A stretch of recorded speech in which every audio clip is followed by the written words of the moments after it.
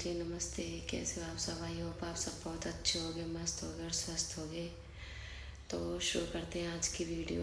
तो मैंने पहले वीडियो डाली थी, उसमें मैंने बताया था कि मेरे घर में मिस हैपनिंग हो गई है और वो किसकी हुई है ये भी बताया था और रीज़न नहीं बताया था। रीज़न के लिए मैंने बोला था कि मैं नेक्स्ट वीडियो बनाऊँगी और उसमें रीज़न का बताऊँगी कि किस वजह से हुई है। तो मैंने उसमें बताया था कि मेरी दादी माँ की डेथ हो गई है। वो रीज़न उसमें ये था कि वो उनको ज़्यादा घुमा फिरा के नहीं बताऊँगी, मैं सीधे सीधे बता देती हूँ कि किस वजह से हुई है, क्या दिक्कत थी उन्हें, क्या प्रॉब्लम थी उन्हें। तो पहले तो मेरी आप सबसे ये रिक्वेस्ट है कि मेरी वीडियो को ज़्यादा से ज़्यादा पूरी वीडियो देखें पहले तो, फिर ज़्यादा से ज़्यादा लाइक करें, शेयर करें और कमेंट करें। और मुझे सबसे ज़्यादा ज़रूरत है कि मेरे चैनल को सब्सक्राइब करें और सपोर्ट करें। तो पॉइंट पे आते हैं। तो उनको कम से कम 32 साल पहले उनको पैरालिसिस हुआ था। पैरालिसिस होने के बाद वो उनको कई जगह दिखाया डॉक्टर को, तो वो ठीक ना हो पाई। फिर उनके लिए हमने देसी दवा करवाई।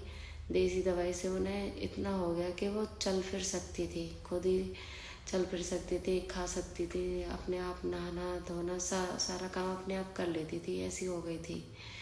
फिर उसके बाद में उन्होंने सबसे ज़्यादा उसमें होता है कि परहेज का खाना, उन्होंने परहेज का ही खाना खाया था। वो सिर्फ मसूर की दाल से रोटी खाती थी या सिर्फ आलू से, या जैसे सर्दियों में साग बनता था साग से। ना कोई चीनी, ना कोई गुड़, ना कोई मीठा खाती थी, ना लाल मिर्च खाती थी, ना उसमें मसाला। बस उनकी सब्जी में क्या डलता था, हल्दी, नमक और देसी घी में छुपती थी, जीरे में। बस ये ऐसा खाना खाती थी वो 32 साल से और 1-2 साल पहले तक। फिर तो उनकी परहेज के खाने की वजह से उनको दोबारा दिक्कत नहीं हुई। वो पहली बार ही हुआ था तो वही दिक्कत रही बस उन्हें। उसके बाद उन पर कोई पैरालिसिस नहीं हुआ। फिर उसके बाद में क्या हुआ, उन्हें फिर ये सब दिक्कत मतलब कम हो गई। वो चल फिर सकती थी, अच्छे से खा पी रही, सारा काम कर रही। अब उनका क्या हुआ, 3-4 महीने पहले से ऐसा हो गया कि वो उनकी बॉडी वीक होती जा रही थी अपने आप ही। उन्हें लूज मोशन कभी कभी हो जाते थे लेकिन ठीक हो जाते थे। फिर अब क्या हुआ 3-4 महीने से कि उनके लूज मोशन ही बंद नहीं हो रहे थे और उनकी बॉडी वीक होती जा रही थी। और उसमें फिर उनकी बॉडी पे ऐसे नील टाइप गुलाबी कलर के नील से बनते थे। और नील से बनने के बाद में फिर कुछ दिन बाद अपने आप ही खाल उतर जाती थी उनसे, उनसे खून आने लगता था। तो ऐसे उनकी बॉडी पे बहुत सारे घाव हो गए थे। तो वो डॉक्टर की दवाई भी करवाई कुछ दिन। फिर क्या हुआ, डॉक्टर ने जब उनमें कुछ बचा ही नहीं, डॉक्टर ने ये कह दिया कि अभी इंजेक्शन लगाते थे तो फिर वो खाना नहीं खाती थी, उन्हें उसके भी साइड इफ़ेक्ट होते थे। फिर बीटाडिन वगैरह, बीटाडिन का सूखा पाउडर, पट्टी, ये सब चीज़ हम घर ही ले आए तो उनकी पट्टी घर ही कर देते थे। उनके ज़्यादा घाव पैरों पे और हाथों पे थे जो नहीं सूख पा रहे थे, वो मतलब ठीक हो जाते थे। फिर तो कुछ दिन बाद वैसे ही हो जाते थे, ठीक हो जाते थे, फिर कुछ दिन बाद वैसे ही हो जाते थे। तो उनका ऐसे ही चल रहा था। तो उनकी धीरे धीरे बॉडी वीक होती चली गई, बहुत ही ज़्यादा वीक होती चली गई। बस ये चीज़ उनकी ये सारी बैठ गई अंदर। और ये खोपड़ी की जो स्किन होती है ये सारी अंदर उनकी बैठ गई।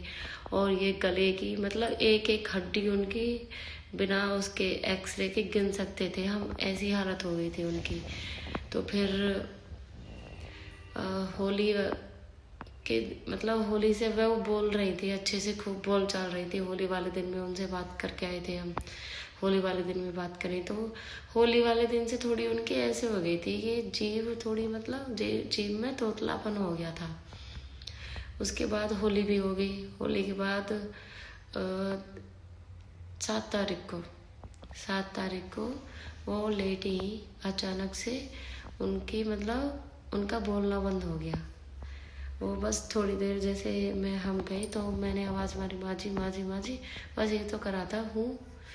उसके बाद में उनका बोलना बंद हो गया। बोलना बंद होने के बाद वो अगले दिन 8 तारीख को उनकी 2 बजे के समथिंग डेथ हो गई थी।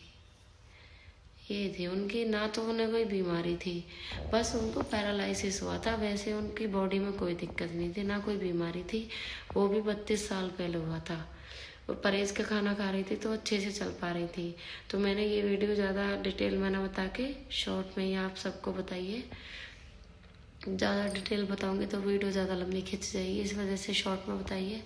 और मैं एक इन्फॉर्मेशन भी आप सभी के लिए, जो मेरे चैनल पे जो लॉन्ग वीडियो आएगी, मेरा लॉन्ग व्लॉग आएगा, जो भी है वीडियो है व्लॉग कह लो कुछ भी, जो भी आएगा वो 12 से और 2:30 के बीच में आएगा। आज थोड़ा टाइम लेट हो गया तो इस वजह से आज के लिए माफ़ी। और मैं कंफर्म करवाना चाहती हूँ कि मेरा व्लॉग जो आएगा 12 से और 2:30 के बीच में आएगा। तो आप सभी रेडी रहें, मेरी वीडियो को ज़्यादा से ज़्यादा सपोर्ट करें, मेरे चैनल को ज़्यादा से ज़्यादा सपोर्ट करें, क्योंकि बिगनर्स हैं हम, आप ही के सहारे हैं सबके। तो आप सभी से मेरी हाथ जोड़कर यही रिक्वेस्ट है कि सपोर्ट करें ज़्यादा से ज़्यादा, चैनल को सब्सक्राइब करें, वीडियो को लाइक करें और शेयर भी करें। बस इतनी सी थी कहानी। अब थोड़ा सा मैं आपको बता देती हूँ, चलो बाद में भी। जब सब लोग आ रहे थे तो हम बिजी थे, जब उनका इतना वो नहीं आ रहा था, मतलब इतनी ध्यान नहीं आ रही थी, इतनी याद नहीं आ रही थी। सब लोग आने जाने वालों में बिजी थे, कई कई जगह से लोग आ रहे थे एक एक दिन में। और अब जैसे ही सब हो गया, रजिस्ट्री वगैरह हो गई है, तो अब पता लग रहा है कि हाँ वो है नहीं, वो चली गई हैं। अब ऐसे लग रहा है हाँ यहाँ बैठती थी, अभी मैं गई, मैंने देखी उधर माँ जी होंगी, और एकदम से याद आई कि माँ जी तो गई। तो ऐसे अब उनकी मतलब जो मेमोरीज है वो रिमाइंड हो रही है, क्योंकि अब बिजी नहीं है, अब खाली टाइम भी रहता है पास। जब बिजी थे 8-9 दिन तो इतना महसूस नहीं हुआ, अब ज़्यादा महसूस हो रहा है उनके जाने के बाद कि हाँ वो अब नहीं है हमारे बीच। एज भी हो गई थी उनकी, 103 साल की थी। 103 साल की तो वो अपने आइडेंटिटी कार्ड में थी, तो उससे 1-2 साल बड़ी होंगी। हमने अनुमान ये लगाया कि 105 साल की होंगी। 105 साल की एज में तो इंसान, वैसे भी हमारे साथ वो इतने दिन रही जब से हमने जन्म लिया, अच्छी अच्छी बातें बताई, सब कुछ बहुत अच्छी मेमोरीज है उनके साथ। अब बस भगवान से यही दुआ, वो जहाँ भी रहें खुश रहें, भगवान उन्हें सुखी रखे, शांति से रखे, अच्छे से रखे। आप सब लोग भी दुआ करना और मेरा साथ देना। आज की वीडियो बस यहीं तक मैं एंड कर रही हूँ। थैंक यू, धन्यवाद।